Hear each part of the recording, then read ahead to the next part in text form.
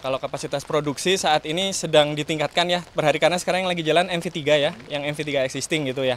Nah makanya yang mau untuk kementerian ini sebenarnya kami menyesuaikan nanti dari kontrak yang akan diperoleh dan potensinya cukup luar biasa, sehingga kami harus memanage nih nanti bagaimana lini-lininya bisa berjalan secara sinergi gitu, bisa kerja. Bulan depan mulai produksi berarti diperkirakan mungkin selesai hingga pedagarnya sampai bulan lain itu.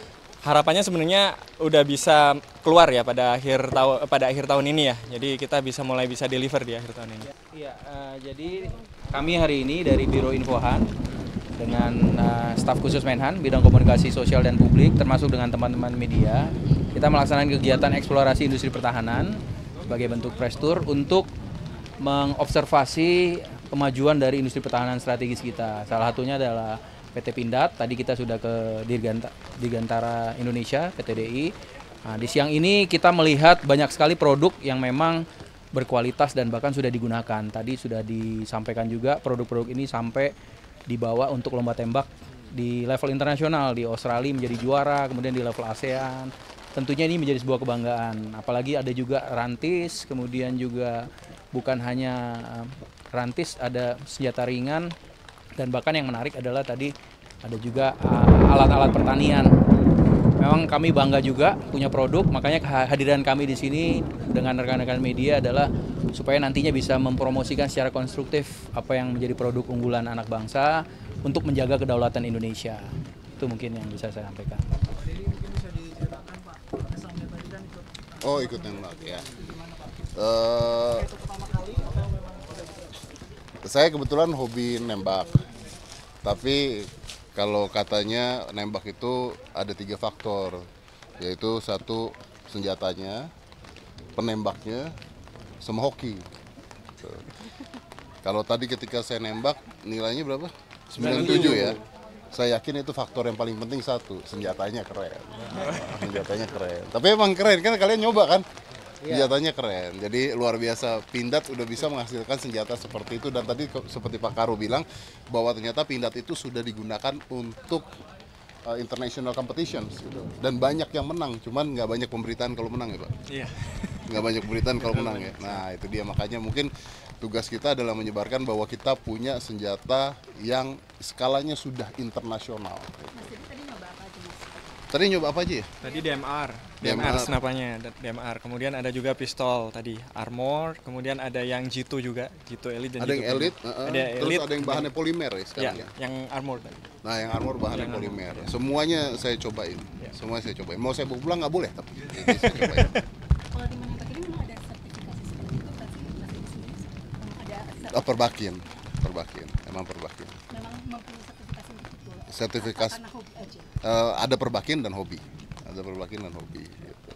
dari Pindadnya mungkin ada bisa digambarkan nggak target secara untuk produksi misalnya di tahun ini berapa bocor senjata atau apa sih secara umumnya? Ya, kalau untuk tahun ini potensi kontrak cukup besar, dan sekarang yang ongoing kontrakmu cukup besar Mas. Dari mulai lini produk senapan, kemudian lini produk pistol dengan berbagai macam varian. Mulai yang kaliber 556, 762 dan 12,7 ya. Jadi ini juga tantangan juga bagi kami selaku industri pertahanan ya di Indonesia, dan juga ini terima kasih juga kepada Kementerian Pertahanan yang sebagai pembina dan juga partner yang selalu mensupport industri pertahanan khususnya Pindad ya, sehingga ini kami juga selalu berimprovisasi gitu. Ini sekarang kami udah ada ongoing kontrak dan potensi kontrak ke depan luar biasa. Jadi gimana caranya kita improvisasi mulai dari prosesnya, metodenya supaya lebih bagus, kualitasnya, dan juga secara teknologi juga bisa lebih baik gitu. Kontrak terkait tank medium ataupun dengan Panther yang 8x8 itu ada yang baru lagi? Untuk saat ini yang sudah diterima ada ongoing, udah beberapa yang udah diselesaikan gitu ya, dan ini ada potensial kontrak untuk tahun ini dan tahun depan juga masih ada. Artinya masih belum ya, kalau potensial itu berarti masih belum ada. Belum ada yang untuk saat ini. Oktober kemarin Pak Prabowo sempat mencanangkan seluruh kementerian menggunakan mobil Maung.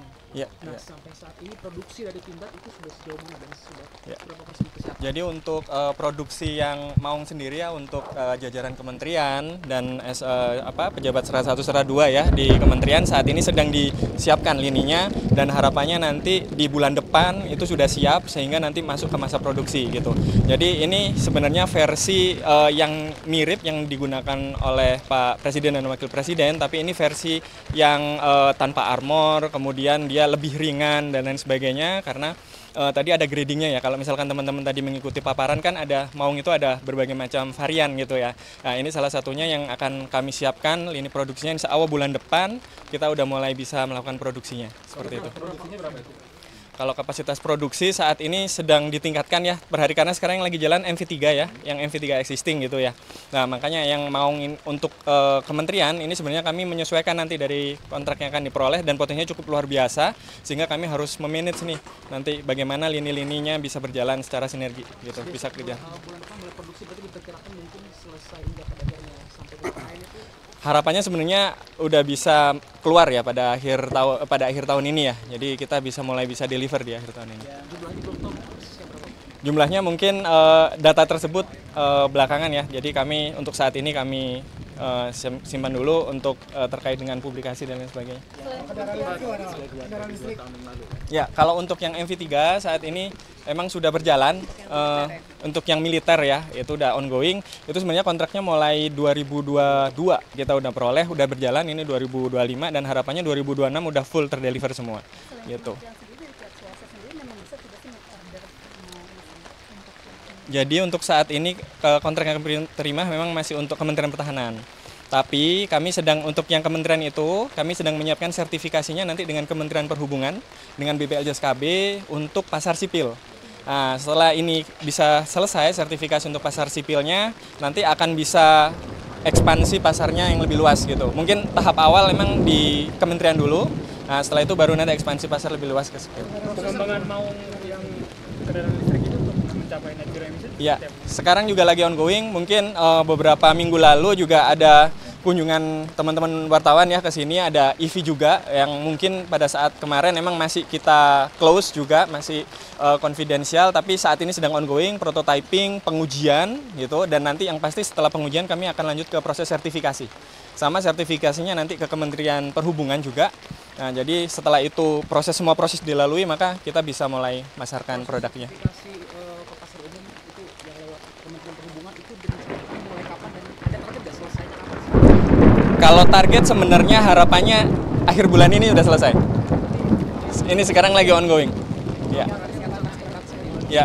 Jadi kalau misalkan emang udah sertifikasi nanti pasti next step-nya adalah lanjut ke mass production. Ya. Jadi Mas Dedi sendiri tertarik nggak sih dari sekian banyak mobil Mas Dedi ini tertarik nggak beli maung? Ini jujur ya. Bukan karena staf sus gitu. Dari sejak saya pertama kali kenal sama beliau, pertanyaan saya pertama adalah dijual untuk sipil apa enggak gitu. Makanya tadi dikasih miniaturnya dulu, Mas. Iya, dijual untuk sipil apa enggak. Tapi kan memang masih persiapan untuk kementerian dan nah, saya mau nanya. Makasih Anda sudah mewakilkan saya. Mas sendiri memang dapat fasilitas itu atau memang fasilitas negara atau mesti beli sendiri? Mungkin kisarannya. Saya beli sendiri aja. Oh, baik. Anda tidak mengambil gaji sendiri. Ya, Ya. Kisaran harganya berapa? Bu Dirpat mungkin mau. Kalau untuk harga kami belum publish di umum ya, tapi kami sudah menyusun untuk nanti publish price list produk Pindad, bukan hanya saja tadi untuk kendaraan, tapi juga untuk semua varian munisi, kendaraan, senjata, dan produk-produk industrial, tapi nanti kami tidak publish di kesempatan ini.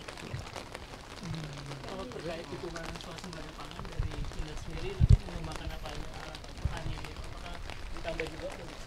Jadi sebenarnya saat ini beberapa minggu lalu ya teman-teman kami juga ada signing MOU juga dengan BGN, Badan Gizi Nasional juga. Jadi ada beberapa proyek ke depan yang berusaha kami support gitu, bagaimana caranya untuk memenuhi program-program BGN yang sedang berjalan gitu. Kemudian salah satunya juga ada yang untuk pemenuhan alat-alat pertanian gitu kan. Ini kami juga mengembangkan beberapa prototipe untuk traktor rawa dan lain sebagainya, masih sedang berjalan sekarang pengembangannya, bahkan sekarang hari ini kita di sini sedang pengujian juga gitu. Jadi harapannya nanti kita bisa support lagi. Kenapa kok ada traktor rawa segala, nanti harapannya bisa mengeksplor area-area rawa yang cukup banyak ya di Indonesia, di kepulauan-kepulauan Kalimantan, Sumatera dan sebagainya. Seperti itu. Direncanakan untuk dipakai buat petani langsung atau untuk TNI? Untuk pertanian ya, betul-betul. Pengembangan lahan yang dilakukan TNI atau untuk petani langsung? Ya. Jadi berkaitan dengan program pemerintah swasembada pangan dan juga ketahanan pangan begitu kan, ini ada beberapa mulai dari catak sawah, kemudian brigade pangan dan sebagainya. Jadi nanti kami pasarnya via Kementerian Pertanian. begitu. Nanti akan dipasarkan nanti melalui kontraktornya langsung didistribusikan ke user-user begitu. Berarti masih proses perancangan alatnya. Ya, untuk yang tadi yang disampaikan terkait dengan tahapan development itu untuk traktor rawa, karena memang ini kebutuhannya cukup masif untuk menggarap area-area di Kepulauan Kalimantan, Sumatera yang mostly di situ berawa. Tapi kalau untuk varian traktor yang existing sebetulnya di kapasitas 45 HP, 50 HP kami sudah existing Bapak-bapak. Jadi sudah digunakan juga dan sedang didorong juga pemasarannya melalui Kementerian Pertanian. Pandangan saya tentang bagaimana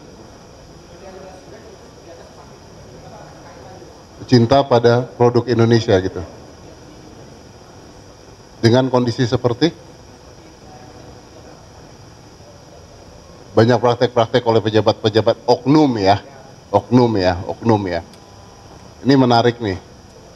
Saya akan bicara di luar ini boleh ya, di luar ini ya. Saya kemarin bikin satu video di luar ini, saya bicara pribadi ya, tidak menggunakan nama staf sus ya. Tahu masalah Sukatani Band kemarin, oke? Heboh ya, oke. Saya berada di tengah-tengah Pak. Menurut saya Sukatani Band nggak salah, karena dia menyuarakan apa yang biasanya rakyat tahu, ya. Menurut saya kepolisian juga nggak salah.